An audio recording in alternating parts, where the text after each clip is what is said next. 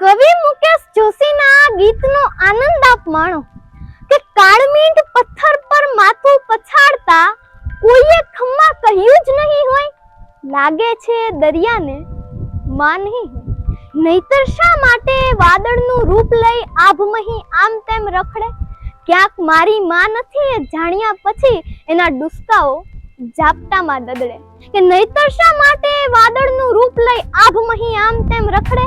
ક્યાંક મારી માં નથી એ જાણ્યા પછી એના ડુસકાઓ ઝાપટામાં દદડે.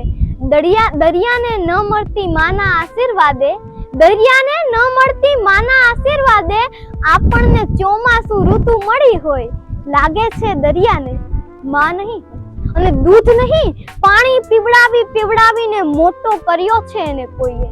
દરિયો કિનારાની રેતીને રોજ કહે આપણે માં હોવી જોઈએ કે દૂધ નહીં પાણી પીવડાવીને